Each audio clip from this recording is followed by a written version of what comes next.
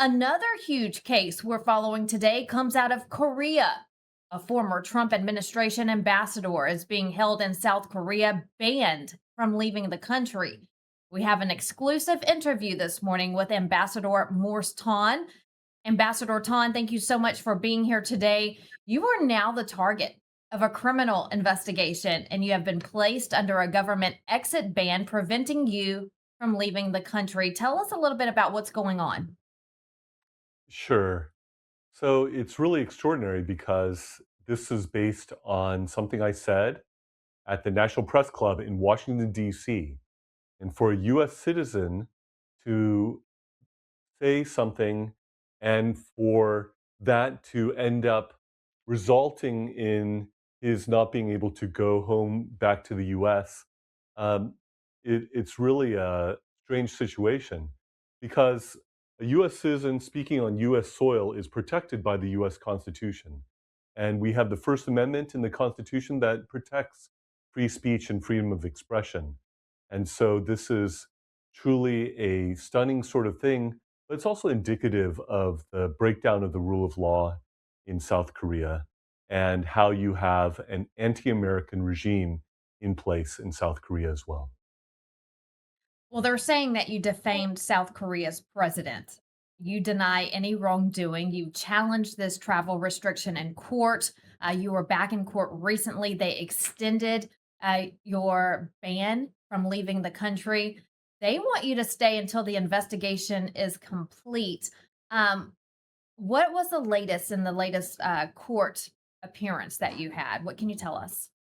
Sure. So, Vanessa, if I was a prosecutor and you were to ask me, do I have enough evidence to move forward with the case in regards to the crimes that Lee Jae-myung is said to have committed, I would be able to say, yes, I have enough evidence to move forward with the case.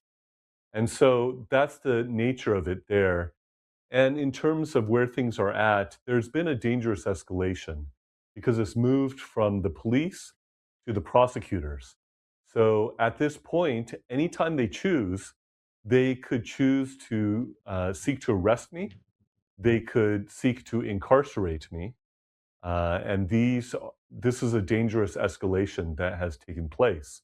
When I pointed out in court and I had a chance to speak about how I'm protected by the US Constitution, how a South Korean court should not have jurisdiction here, how this is allowed under international standards through the International Covenant on Civil and Political Rights, Article 19, how it's also protected by the Korean standards at the time the statement was made in terms of it being true or believed to be true and in the public interest.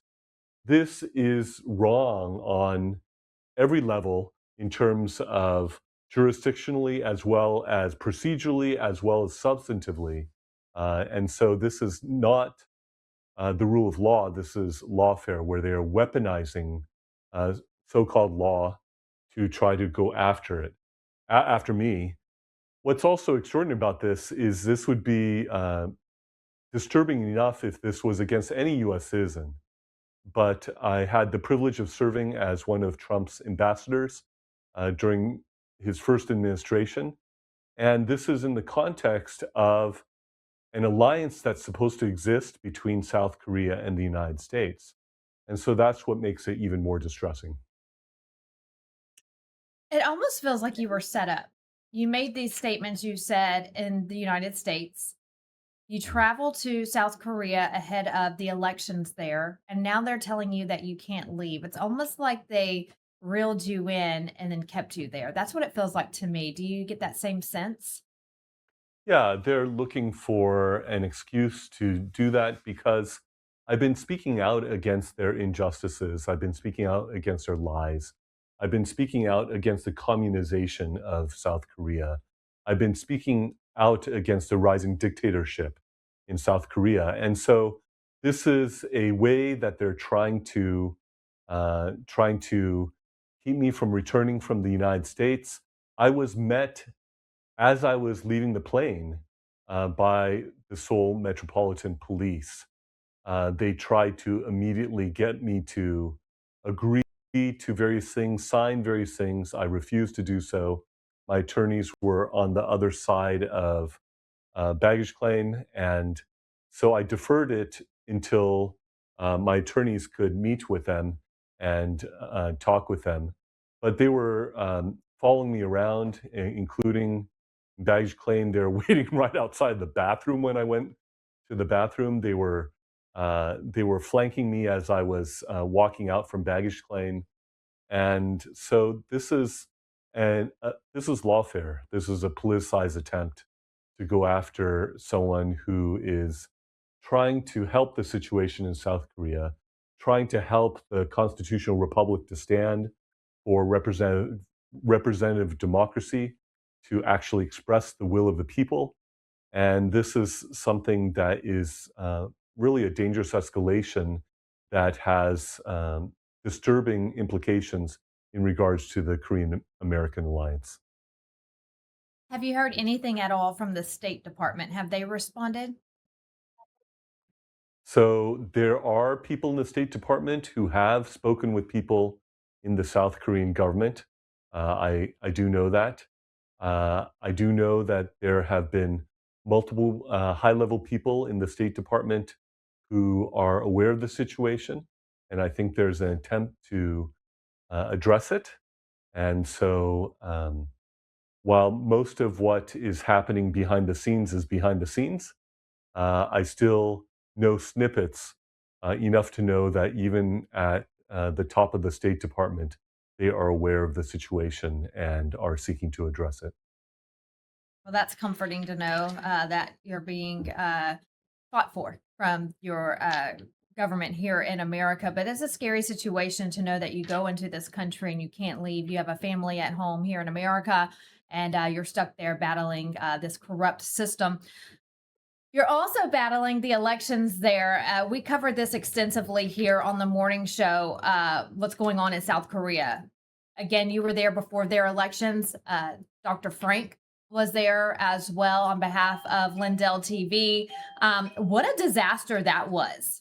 Uh, any Yes. new updates? Because there were so many protests going on because of what the Koreans feel like was a uh, unjust election, an election that was cheated from right before their eyes. What's new? Any updates there? Well, Vanessa, what's sad about this is that this has become old in the sense that this has been going on for 24 years in South Korea.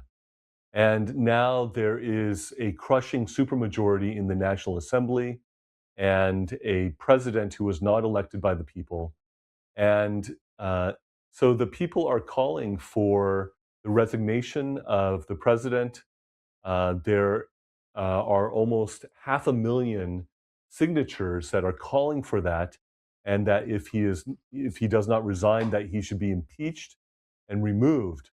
Now, the leftists had made a big deal when there were 200,000 signatures, and now there are over double that amount. And so it's very much of a double standard, where you have, on the one hand, the leftists uh, having one set of rules that apply to them and a different set of rules that apply to conservatives here. And so this is the situation in the National Assembly, which most of which I think was not. These are not the people's representatives that they voted on. Now they have such a supermajority that they can change the constitution at will. They can pass oppressive, repressive laws at will. And if I were to try to think of some kind of rough analogy, imagine if in the US, President Trump was given a life sentence and three more sentences on top of that, that all his top leaders, cabinet members, top military leaders were also thrown in jail, and that the two neighboring countries, in our case, I guess in the US, it would be Canada and Mexico, had gone communist and were attempting a communist takeover. Meanwhile, radical leftists in the US would be trying to communize the US with a supermajority in Congress, with holding the White House, with a large number of the judges also going in that direction. In essence, you have the collapsing of the government in a communist dictatorship direction. And this is the situation in South Korea. And so the people are fighting and fighting hard. They are showing up and they are protesting day after day, week in, week out, but they are crying out for help from America because their government is collapsing and they don't see any other way out other than being able to get help from the, the country that Koreans, we're talking like 90-ish percent of Koreans consider the US to be the most important ally for Korea, and they are really looking and praying for American help, even though they are out there, as you can see, fighting hard and doing what they can in this very difficult situation with the Chinese Communist Party and with North Korean communists poised to really take over the country, to communize it, and to make it like North Korea. And, the CCP thinks they've already won. They think they've already taken over South Korea as they took over Hong Kong. And so South Korea does not want to be Hong Kong number two. Uh, it was very sad that one of the things that happened in the first Trump administration, in the midst of so many good things that happened, is that we failed to keep Hong Kong from collapsing into the grasp of the Chinese Communist Party. And the pattern is the same. The tactics are the same, the strategy is the same, and South Koreans are gasping for air right now because they see that they are potentially on the verge of becoming the next Hong Kong or the next Venezuela. It's hard to watch, Ambassador. It's hard to read the emails that I receive since I've been covering the election controversy there in the country. So many of the Koreans are emailing me, writing me, asking for help from America. I want to show you one and then get your reaction. This viewer email came in. It says, Miss Vanessa, my country, South Korea, has been occupied by radical Democrats for 2 years. They are trying to oppress freedom of speech, press, and religion. Ambassador, what's your reaction to this email? The writer is exactly right. There is tremendous oppression and repression going on. These basic rights and freedom are almost completely destroyed. The laws that are being passed are destroying them. And so uh, when you read Democrats, though, think more like extreme socialists slash communists. That would give you a better sense of who they're talking about. And there's been a lot of, it seems, elite capture inside of South Korea by the CCP. The agents and spies and operatives of the Chinese Communist Party and North Korea are running wild, while this regime in South Korea has eliminated counterintelligence, where they have decided to give batons instead of guns to those guarding the border with North Korea. And there was a law that was just operationalized very recently that if there is anything said against Lee Jae-myung, the fake illegitimate president, this could be considered hate speech and people can be prosecuted. And they are also going after US companies. Coupang has been in the crosshairs, Starbucks has been in the crosshairs. They are also trying to change history and create their own narrative. And if anyone doesn't agree with that, then they are subject to prosecution as well. And so these prosecutions are happening. All sorts of important leaders in Korea have been prosecuted, have been thrown in jail. This is going on. And so the situation is very serious. And we are in genuine jeopardy of losing our key ally in the region, South Korea, to communist forces. Yeah, it sounds like it, and it's very scary. But I see a lot of similarities in what you're talking about going on in South Korea. You gave an analogy about America And there's a lot of similarities to what you were saying in your analogy to what we're actually seeing here in the country. And we say it all the time. We cannot let communists come into our country. We cannot let a communist in office here in America. And we're just knocking on the door of communism right here in our own land, Ambassador. So we're seeing what's Yeah. going on in South Korea. I hope people wake up in America because this could be us. And, thank God for President Trump, who is so against communism. He believes he's been prepared his whole life to fight communists. And whether in the United States, whether in the Western Hemisphere, whether the Chinese Communist Party, whether it's North Korea, this president is one who sees that mission before him very clearly, and I'm very thankful for that. We have a Secretary of State whose family came from communist Cuba, and his family knows what it was like to live under a communist system. And so he understands that contrast, and he is fighting against that as well. And so I'm very grateful that we have Secretary Rubio as our Secretary of State. And so this administration is doing a fabulous job. What the US has done with respect to Venezuela, Cuba, what's going on in Cuba, what's going on in Iran, these are all very important things. And as the focus potentially shifts to Northeast Asia, given that the CCP is the biggest enemy of the United States, and the CCP has its tentacles all over the world, but the front line of the battle is Taiwan and the Korean Peninsula. And so I expect at some point the Trump administration's focus will be more directly on what the CCP is doing in its own region. And when that day happens, I would look forward to um, the Korean Peninsula being addressed in such a way such that South Korea is kept from being devoured by the communists. And if anything, if things could go the opposite direction and there could be a reunification of the peninsula under a constitutional republic in a representative democracy, and a system that is against communism and is the system that has brought the most prosperity around the world, a free market system.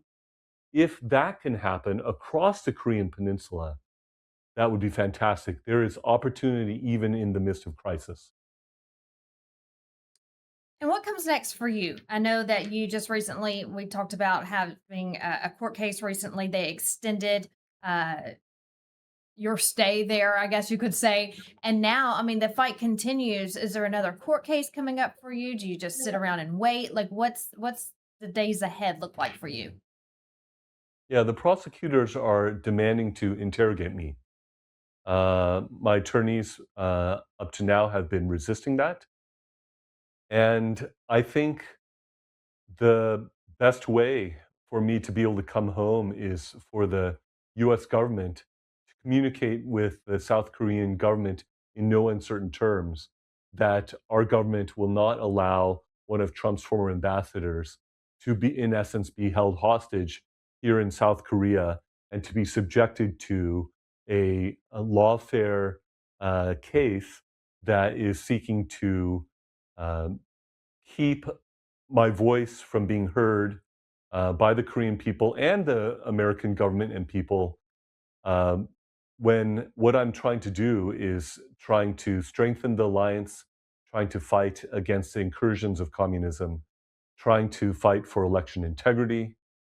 These are the things I'm doing. I'm standing for the things that America stands for. And this is what I believe I'm called to do, and yet I could potentially be they could potentially make a warrant for my arrest. They could potentially throw me into um, a uh, cockroach infested prison that would barely be able to even fit my frame in it. And, I heard about the prison experience of Pastor Sun, who I advocated for in the US for his release. Thankfully, Vice President Vance went to the Prime Minister of Korea and demanded the release of Pastor Sun.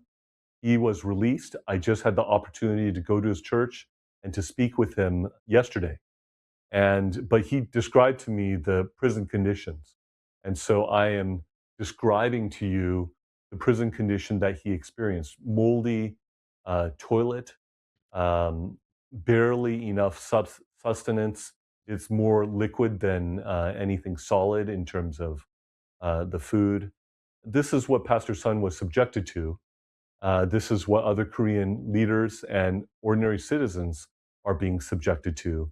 And this is potentially the threat of what they would seek to do to me as well. The US government can demand otherwise. And if that happens, I think uh, the South Korean government would not heed that to its own peril. Well, we're rooting for you, Ambassador. Another reason we brought you on today is to get the word out and spread the word to free you from South Korea. You've done a wonderful job. The fight in the first administration, all the way to now, and continuing to be a voice for the South Korean people, also the people of the United States. We appreciate you. We're rooting for you. And if there's any updates, please let us know. We'll continue to get the word out for you. Thank you so much, Vanessa. I appreciate it a lot. And it would be great if the American people and our government are able to rise up together with our key ally, South Korea, the people of South Korea, who really love the United States and are really looking to the US. They've been faithful allies and partners of the United States over the years, and I would only want that key alliance to be strengthened and to grow deeper as we move forward. Absolutely. We'll join hands and fight together. Ambassador Morse Ton, thank you so much for being here with us today. Again, we're rooting for you, and we'll keep everyone updated on your situation there. Thank you so much, Vanessa.